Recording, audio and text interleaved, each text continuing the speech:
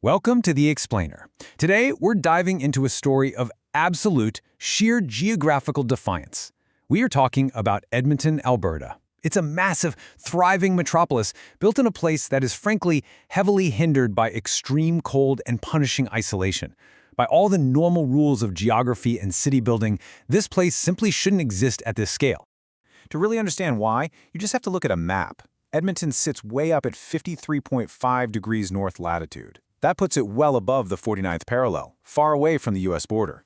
In the winters, well, temperatures easily plummet to minus 40 degrees.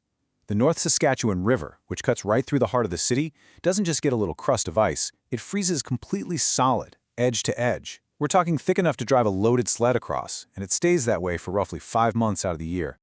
Now, what's really interesting about this slide is the sheer, staggering contrast. You've got this brutal geographical reality, frozen solid, located hundreds of miles from the nearest coastal port, mountain pass, or major city to the south. And yet, the modern reality is a booming, thriving metropolis of 1.5 million people. It's Canada's 5th largest metropolitan area and literally one of the fastest growing on the entire continent. The massive gap between those two facts sets up the ultimate underdog story. Section 1. A city that shouldn't exist. To figure out how on earth this happened, we have to look at the city's origins. It all started with a deep trench cut into the flat prairie by glacial meltwater. This river valley trench offered a bit of shelter, and it was pretty much the only reason anyone stopped here in the first place. Jump back to 1892, and the population was just 700 people, living in a wooden fur trading fort. But the true beginning was actually back in 1795, when two rival companies, the Northwest Company and the Hudson's Bay Company, built palisade forts within walking distance of each other, basically just to spy on one another and control the fur trade. This location was strictly about logistics, not comfort. The river was a highway for canoes in the summer and dog sleds in the winter, but it was incredibly unpredictable. In fact, these early forts had to be moved 5 different times because severe floods and massive ice jams kept tearing out their wooden walls. Section 2, the fake gold rush shortcut. Okay, let's dive into this, because this is where Edmonton's audacious spirit really shows. As the settlement slowly grew, it hit its first major geographical roadblock. Take a look at this timeline. In 1891, the railway coming up from the south finally arrived. But it stopped short on the south bank of the river in a rival town called Strathcona. Bridging that steep river valley to actually reach Edmonton on the north bank was just deemed too expensive. So Edmonton spent years absolutely furious, forced to ferry all their goods across the ice or water. But then, in 1897, gold was struck up in the Klondike. Edmonton, seeing a massive opportunity, and fueled by all that pent-up frustration from the railway snub, decided to invent a completely fake shortcut in 1898, just to draw the massive crowds of prospectors through their town.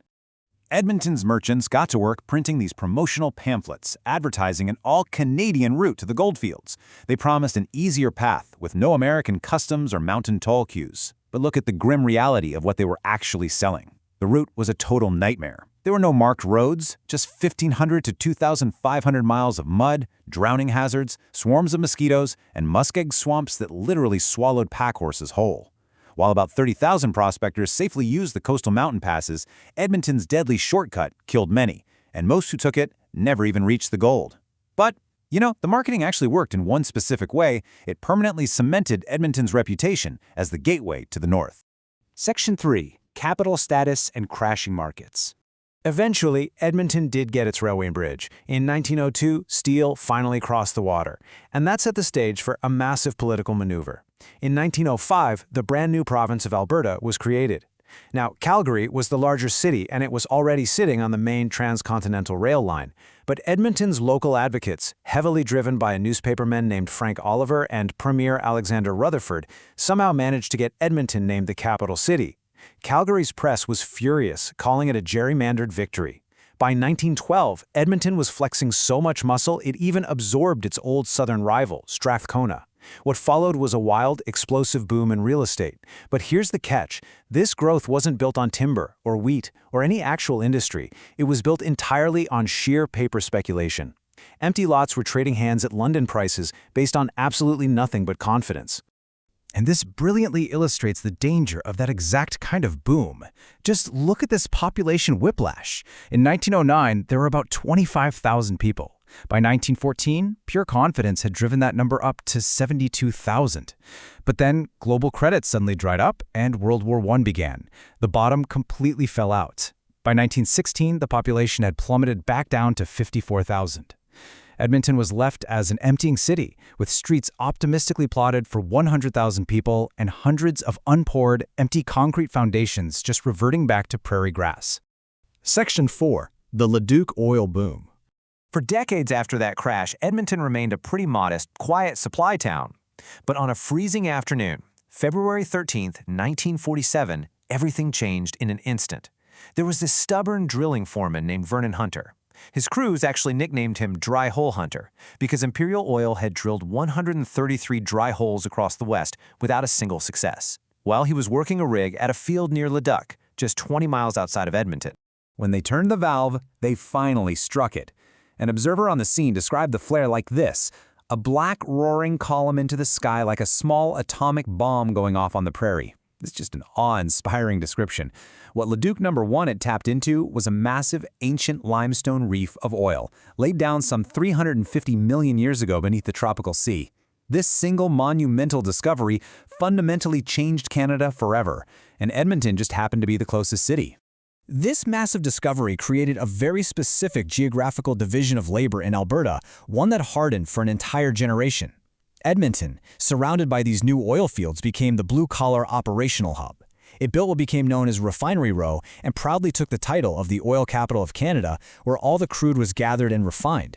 Meanwhile, Calgary, a few hours south with its legacy of older banks and brokers, kept the corporate head offices. Simply put, Edmonton refines it and Calgary manages it. Section 5. A subarctic tropical megamall. That oil discovery set the stage for a wild, modern boom-and-bust era. The timeline here is just staggering. Between 1973 and 1979, global events like the OPEC embargo and the Iranian Revolution caused world oil prices to absolutely skyrocket, making Edmonton richer than it had ever been. But in 1980, the federal government introduced the National Energy Program, which capped domestic oil prices and heavily taxed revenues. This coincided with a devastating global collapse in oil prices by 1982. Drilling across the West essentially just stopped, and Alberta's unemployment shockingly skyrocketed past 10%. The economic pain across the region was intense, and it birthed a severe sense of Western alienation. He started seeing this anonymous bumper sticker popping up all across the province: "Let the Eastern bastards freeze in the dark." It really reflected the incredible anger and despair of the era, as construction cranes stopped moving and families packed up their cars to leave the city. But here is where Edmonton defies logic yet again. Right on the western edge of the city, during the absolute worst economic bust since the Great Depression, an immigrant family from Iran, the Gurmezian brothers, stubbornly kept building. And they built the West Edmonton Mall. But this wasn't just a mall. It had an indoor lake with a full-scale replica of Columbus's Santa Maria floating right in it. It featured the world's largest indoor wave pool, a massive indoor amusement park with a roller coaster, and live green palm trees. All of this sitting at 53 degrees north latitude? No way! The contrast is just unbelievable. Think about it. Outside the mall in January, it's minus 30 degrees, your car requires a block heater just to start, and the river is frozen completely solid. But inside, people are walking around in shorts and sandals, riding waves in tropical warmth beneath glass skylights. Edmonton effectively built its own completely artificial climate indoors, just to aggressively defy the freezing subarctic winter outside. And at the exact same time, during this terrible economic bust, Edmonton willed another spectacle into existence. The Edmonton Oilers assembled an unbeatable hockey dynasty led by Wayne Gretzky, winning 5 Stanley Cups in just 7 seasons. It was as if the city, knocked completely flat by the oil crash, decided to just independently summon unprecedented scale and success entirely on its own terms. Section 6. The Impossible Modern Metropolis. Let's move to and see how this builds into the present day. Because of course, the price of oil didn't stay stable. Another massive crash between 2014 and 2016 forced the city to reinvent itself all over again.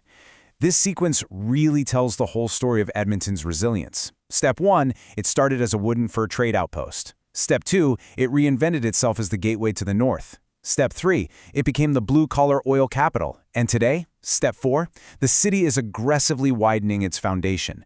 Through places like the University of Alberta, it has quietly built itself into a massive artificial intelligence and tech hub. In fact, in 2024, Alberta even passed British Columbia in venture capital investment for the first time ever. It's proving that it can compete on software and algorithms, not just a barrel of oil. All of this defiance has led to this staggering number. 1.5 million people now live in the Edmonton metropolitan region. The fur traders shivering in that wooden fort in 1892 couldn't have imagined this. The people abandoning those unpoured concrete foundations in 1914 couldn't have imagined this either. Edmonton's true foundation isn't just the river, and it isn't just the oil. It is an unwavering, stubborn defiance of its own map. So, what does this all mean? We'll leave you with a question to ponder. If a city can build a living tropical paradise in the middle of the freezing subarctic, what impossible thing will it build next? Edmonton has spent a century proving that geography is just a suggestion.